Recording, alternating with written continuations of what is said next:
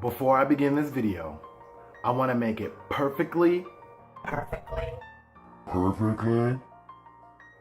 clear that I am in no way defending R. Kelly. Just because I'm not going to say what you want me to say doesn't mean that I justify, condone, or agree with his past or alleged behavior.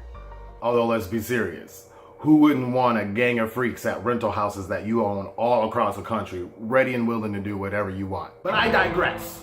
If you're gonna jump to easy, emotional conclusions, just because I'm about to call you out for jumping to easy, emotional conclusions,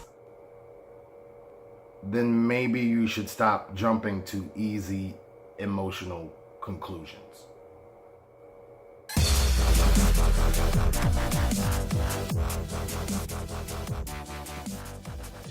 What's poppin', YouTube? It's your boy, John J. 100 Pennyman, and today I'm gonna talk about R. Kelly. So a couple of days ago, when I saw that R. Kelly was a trending topic, the first thing I noticed was people and their knee-jerk reactions. God damn, nigga, that was a knee-jerker right there. To keep it all the way 100, I really don't have a problem with people and their reactions. To be honest with you, I kind of like looking on my timeline, seeing who and who isn't adamantly opposed to predatory sexual assault. It made me want to know what was going on. Normally, I don't really keep up on what older, washed up, haven't had a hit since like the mid-2000s, nasty, freaky R&B singers are doing. But a nigga saw Sex Cult in the headline and I was automatically intrigued. Based on all the reactions that I was seeing from everybody, I finally thought that this nigga got himself in some shit that he was not gonna get himself out of this time. Wrong. Based on the details that I got from looking at like 2 articles, I was left confused on what the outrage was about again. Let me explain something real quick for y'all so you can understand completely who I am. I'm not always trying to be contrarian, even though that kind of seems like what I'm always trying to do. I'm not trying to make a living shitting on what you like, enjoy, and believe in all the time. I'm really just trying to make a living being someone that you come to for reasonable, rational, sometimes hilarious points of view that get you to think differently, or not the way you were thinking before. So when I see all these people that are being disgusted by a man who's been making music about the things you're disgusted by, when you find out what that disgusting man does behind closed doors with women that are of age and are consenting, I'm really confused and disgusted. What the fuck did you think he meant when he wrote Bump and Grind? Did you think it was a cokehead's journey on how he was gonna complete the perfect 50-50 grind on a skateboard? No, nigga, he's talking about fucking someone. Nasty, dirty, grimy, sweaty. Okay, I think you get the point. Fucking someone. So you're surprised to find out that he spits it how he lives it. Like a real G. With multiple women in multiple rental places that are ready and willing to do whatever it is that he likes. I get that you think it's weird, especially some of you churchgoers. But is it legal? Everybody say it with me now. Yes. So now here we are. You getting emotionally wrapped up about a celebrity that you don't know, running with accusations that you and a lawyer can't prove, about a living situation that literally has nothing to do with the reason why you can't emotionally deal with him in the first place. But that Pete tape with that 14-year-old girl was the only thing I needed to see to make my mind up. Yeah, well, about that. So I did a little research to make sure that I had my facts straight before I made an ass of myself on YouTube like this. And I found out some pretty interesting things about that case. First, during the grand jury, the girl herself testified that it wasn't her in the video. And even though 15 of her friends and family members testified that it was her on the video, neither her or her family bothered to show up for court to testify for either side.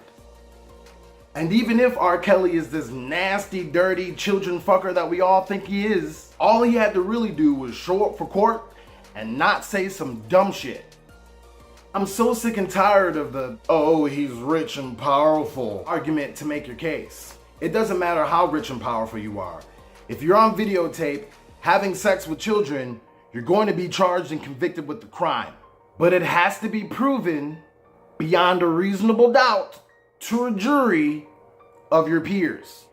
And if for whatever reason they can't do that beyond a reasonable doubt, you don't have any proof, and that man is not what you say he is legally.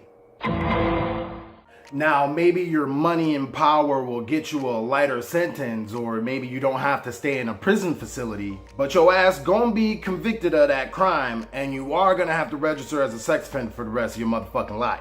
Let me be even more clear. More clarity. Because haters choose to not listen to a fucking word you say. Yes, I think that man has a problem. No, I wouldn't leave my daughter around him, or even the daughter of my sworn enemy. Okay, maybe my sworn enemy. I mean, let's be real. He's got way too many accusations to not be careful. That doesn't mean that I'm going to go around and continue to spread and say unproven, untrue things to try to make some social media point that I don't have to make. We all know fucking kids is bad. But if you didn't do it, I'm not gonna say you did. And I definitely don't need to front on social media just to prove to you that I don't fuck with people like that. That should kind of go without saying, unless you got some skeletons hiding in your closet. Fortunately, the world isn't run by your emotions and your irrationality. You kind of need like evidence and proof and shit. All right, look everybody, I get it. R. Kelly is the master dragon knight of freaks. This nigga has kink.com castle level rentals all over the country with other Dragon Knight freaks that are ready and willing to be there. If you feel so strongly about that you want to end friendships and relationships because people don't feel the same way you do, be my guest. But it really doesn't make you a better person that you go online and you post these emotional and ridiculous things about something you have no idea about just because you want to make it seem like you feel so strongly about underage sexual abuse. If anybody feels the same about underage sexual child abuse, it's probably me. But at the same time, I'm not going to sit there and denigrate a man's name, character, and resume for unfounded, unproven claims that you want to believe in order to make it seem like you're a good person. In fact, that kind of makes you not a good person. Prove the crime, and I'll change my mind. In the meantime, R. Kelly out here trying to promote himself to be the Grand Master Dragon Knight of Freaks with women that are looking for a Grand Master Dragon Knight of Freaks because they want it, because they consent to it, because that's how consent works. No matter what you say you've heard from R. Kelly's sister, mama, cousin, them, it doesn't matter.